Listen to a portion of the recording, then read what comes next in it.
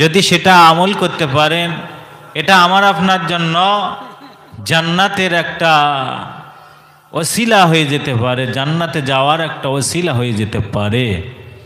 যেহেতু বিশ্বনবী মুহাম্মদুর রাসূলুল্লাহ সাল্লাল্লাহু আলাইহি সাল্লাম বললেন, রিয়াজুল জান্নাহ, পৃথিবীর জমিনে যেখানে দিন শরিয়াতের আলাপ আলোচনা হয়, জায়গাটা হলো জান্নাতের বাগান।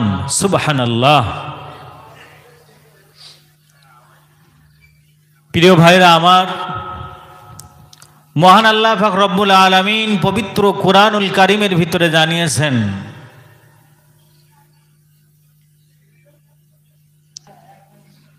ওমা খালাকতুল জিন্না ওয়াল ইনসা ইল্লা লিয়াবুদুন। মহান রব্বুল আলামিন আল্লাহ পাক আল্লাহ তাআলা বলেছেন, পৃথিবীর জমিনে মহান আল্লাহ পাক জিন জাতি ইনসান জাতিকে পৃথিবীর জমিনে প্রেরণ করেছেন শুধুমাত্র আল্লাহ পাকের উপাসনা বান্দিগি করার জন্য। ও মুসলমান বাবাজি ভাইরা আমার, দিনদার ইমানদার মোমেন মুসলমানেরা, আমরা যে পৃথিবীর জমিনে এসেছি, পবিত্র কোরআনুল কারীমে আল্লাহ জানিয়ে দিয়েছেন প্রতিটি নফসকে মৃত্যুর স্বাদ গ্রহণ করতে হবে। কুল্লু নাফসিন যায়কাতুল মাউত, মৃত্যু থেকে কেহই রেহাই পাবে না, পাবে না। যে প্রান্তরে যেখানে লুকিয়ে যাক না কেন, তাকে মৃত্যুর সারা পান করতেই হবে। এই সংক্ষিপ্ত জীবনে, সংক্ষিপ্ত সময় আল্লাহ পাক আমাদেরকে সময় বেঁধে দিয়েছেন।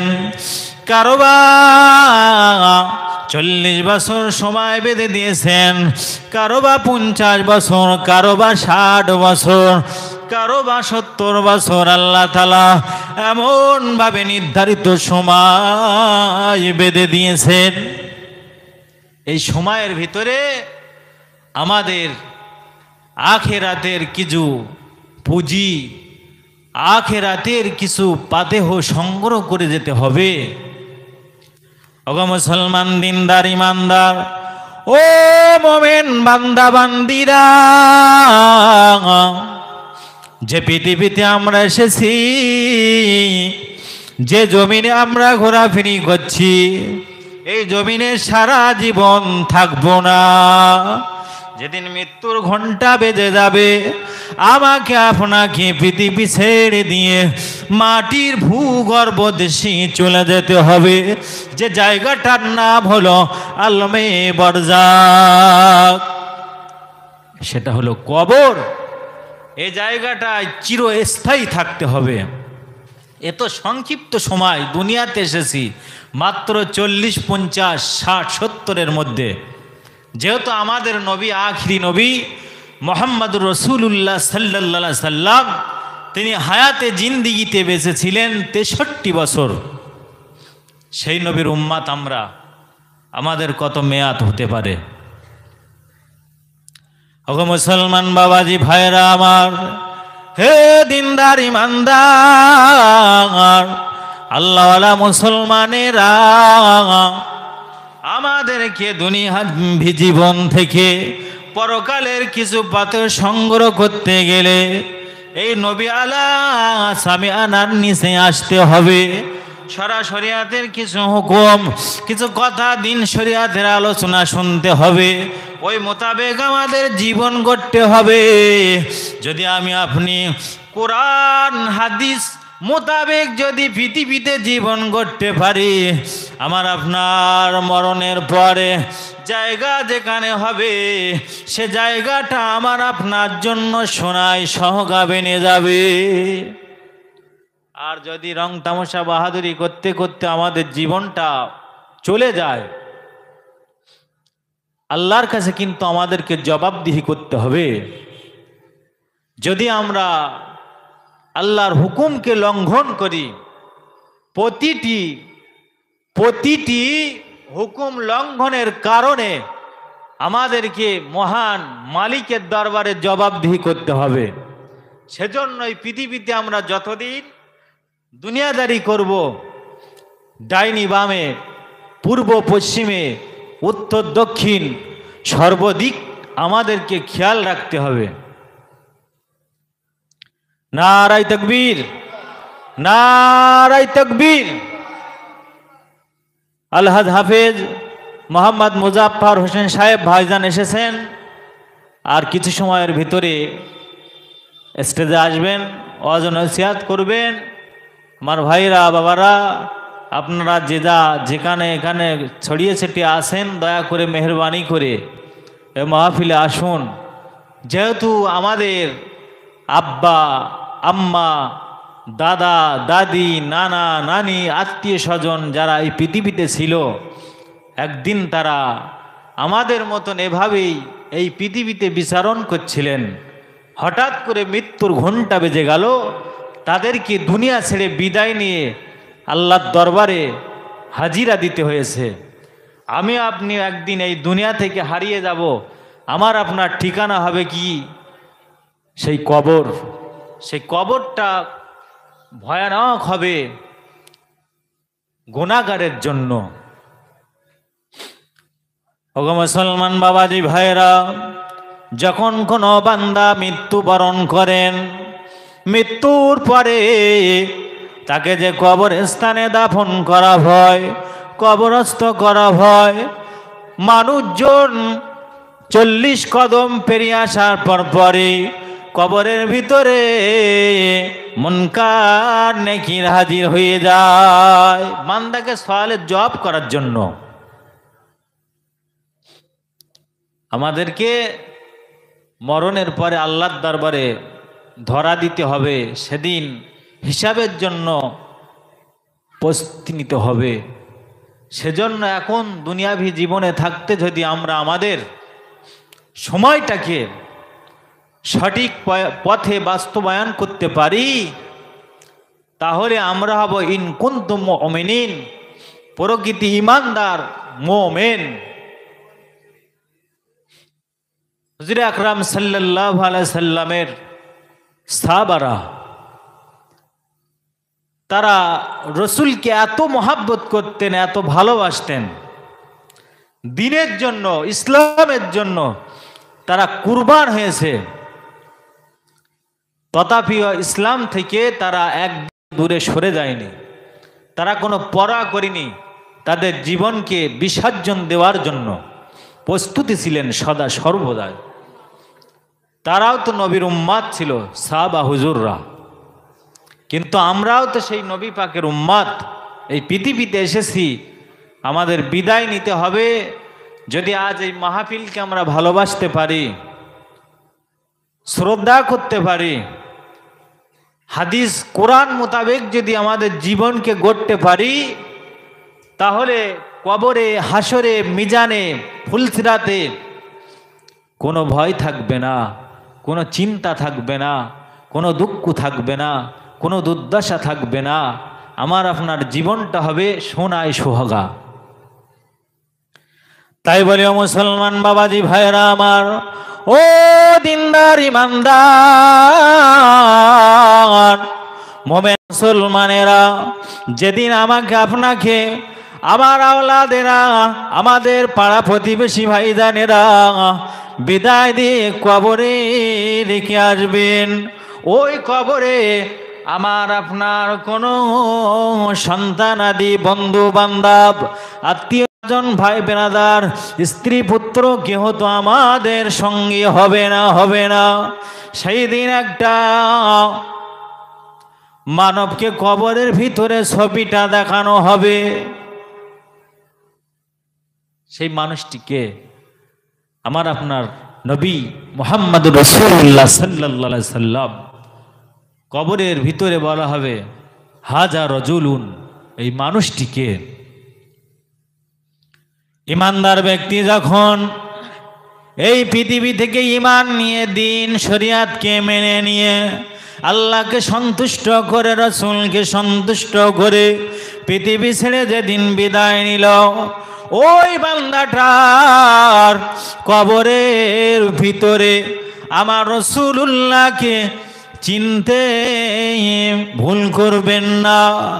যে মানুষটা রাসূলের আদেশ নিষেধকে অমান্য করে দিয়েছেন, নবী পাকের হাদিসের উপরে ছুরি চালিয়েছে, হাদিসের উপরে পা দিয়েছে, এমন ভাবে জুলুম করেছে, অমান্য করে চলেছেন, কোনো মর্যাদা দেননি, ওই মানুষটা কি কবরের ভিতরে আমার আপনার নবীকে চিনতে পারবে না?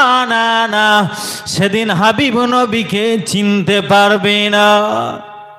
যেহেতু যতদিন পৃথিবীতে ছিল দিন হারা, ধর্ম হারা, দিনের কিছু সে শিখিনি, বুঝিনি, জানিনি। তামাম জিন্দিগিটা যতদিন হায়াতে জিন্দিগি বেঁচে ছিল শুধুমাত্র শয়তানের তাবেদারিতে মেতেছিল, যার কারণে তার এই হাল, এই দশা সেদিন ঘটবে।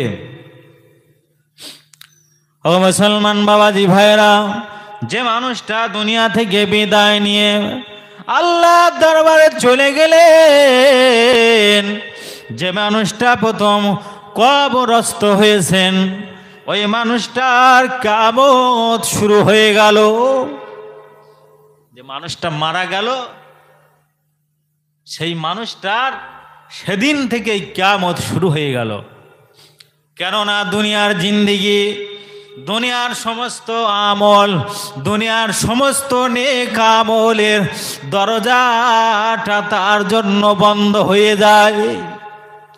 ও মুসলমানেরা, সেই দিনে ওই বান্দাকে জিজ্ঞাসা করা হবে, তোমাকে যে 70 বছর, তোমাকে যে 60 বছর, তোমাকে 50 বছর, তোমাকে 40 বছর যে হাত দেওয়া হয়েছিল, তোমার হাতে জিন্দিগিটা কোথায় কাটিয়েছো?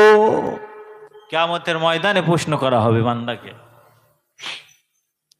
তোমাকে যে অর্থ দিয়েছিলাম, তোমাকে যে সম্পদ দিয়েছিলাম, তোমার যে রাজত্ব দিয়েছিলাম, এই জীবনে তুমি তোমার সময়টা, অর্থবিত্ত, টাকা পয়সাগুলো কোথায় খরচ করেছো?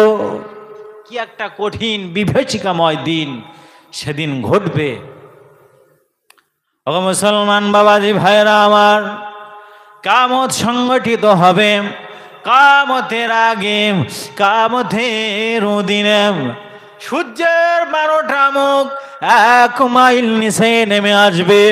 মানুষের মাথা দিয়ে মাথার ঘেলুগুলো ঠকবক ঠকবক করে ফুটতে থাকবে। তামাম জমিনটা তামা হয়ে যাবে।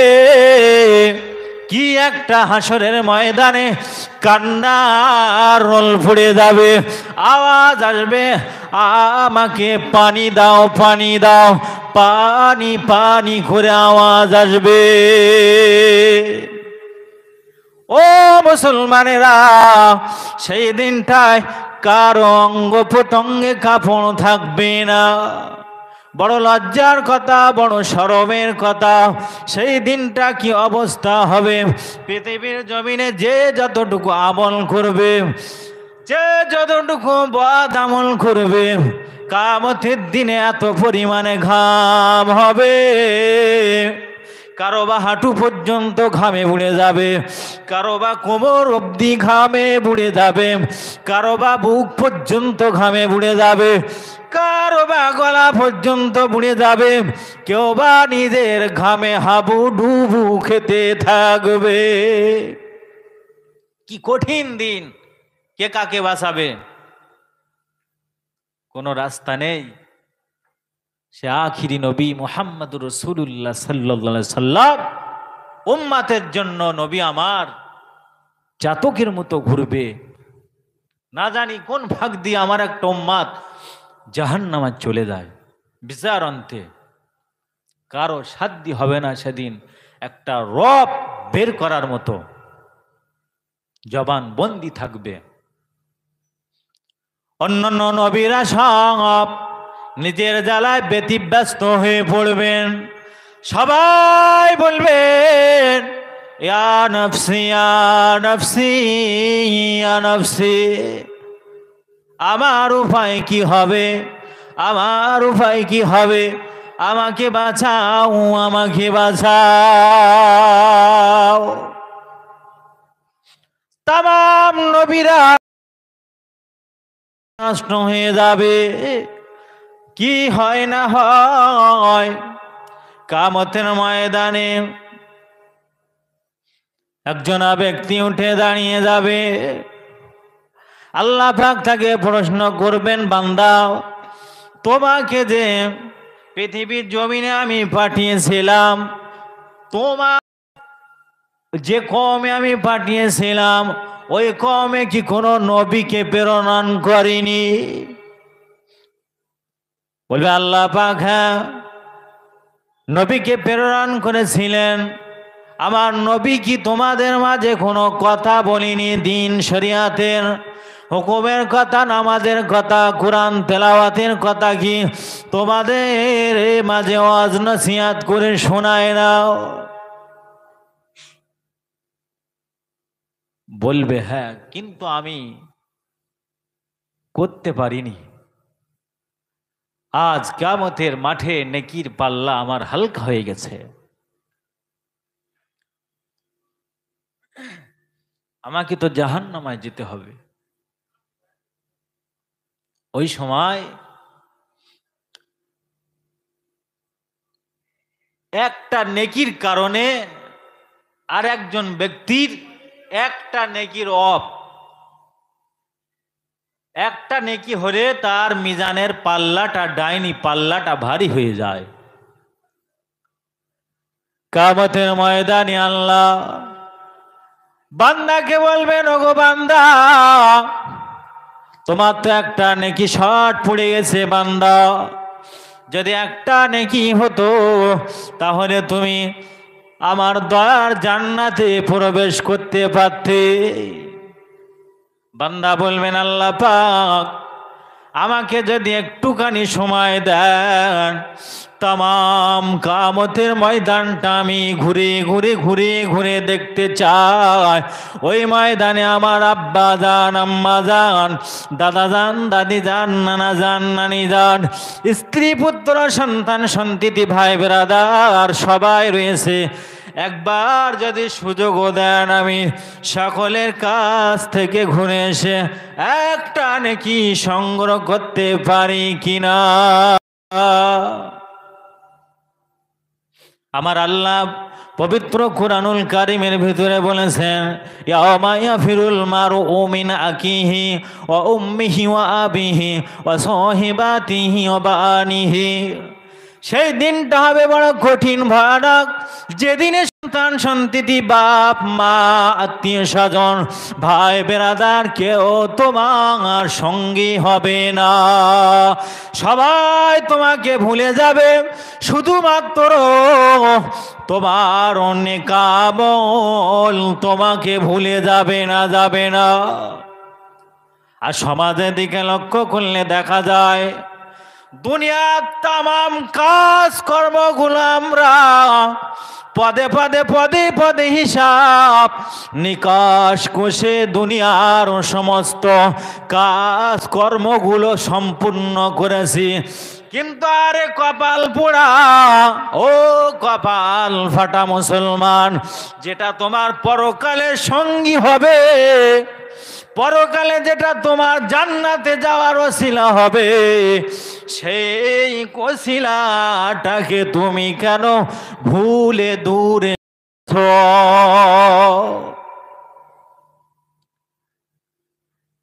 গত কয়েকদিন 27শে রজব মেয়ারাজের রাত চলে গেল।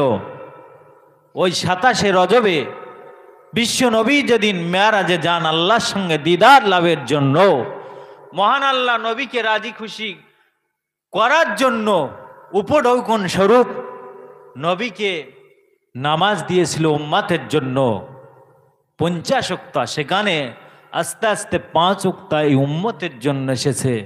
আজ আমরা এমন কপাল পোড়া জাতি। দুনিয়ার যাবতীয় কাজ কারবার, সব ব্যবসা বাণিজ্য লেনদেন সব চলছে, আর আমার নামাজের সময় আমার সে সময়টা আমার হয় না। কি হবে আমাদের উপায়? দিনকাল সমাজ খুব খারাপ। প্রতিদিন দৈনন্দিন জীবনে তামাম পৃথিবীতে এলান হচ্ছে অমুক ইন্তেকাল করেছেন জোহর বাদ, আসরের নামাজের পরে, মাগরিবের পরে তাকে কবরস্থ করা হবে। একবার কি কপাল পোড়া আমরা ভাবি রে যে মরে যাব, যে জায়গাটা চিরস্থায়ী থাকবো, সেই জায়গাটার জন্য কিছু কামাই করে নিয়ে যায়। এ চিন্তা ফেকের আমাদের ডেমোকে নেই। শয়তান এমনভাবে আমাদের মাথায় পেশাব করেছে কানে, যার কারণে সব বদ্ধ হয়ে যাচ্ছে। আলেম ওলামার কথা এদের মজকে আর কাজ করছে না। হবে না আখিরি জমানা, আখিরি জামানায় মানির মান থাকবে না।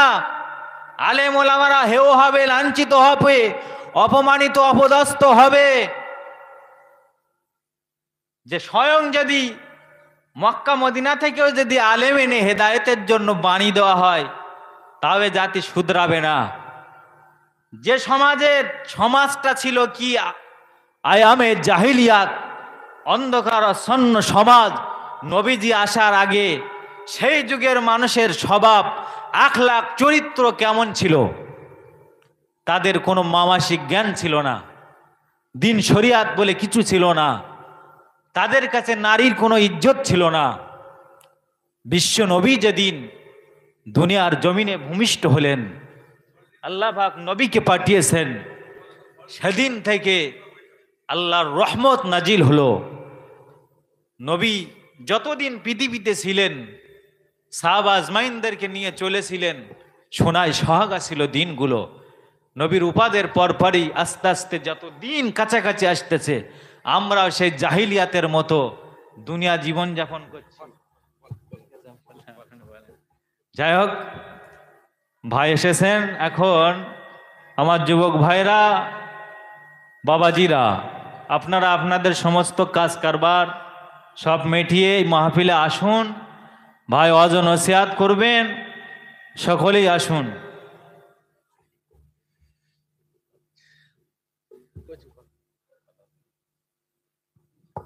অলরেডি ভাবেই আছে তো, রেডি বন্ধ।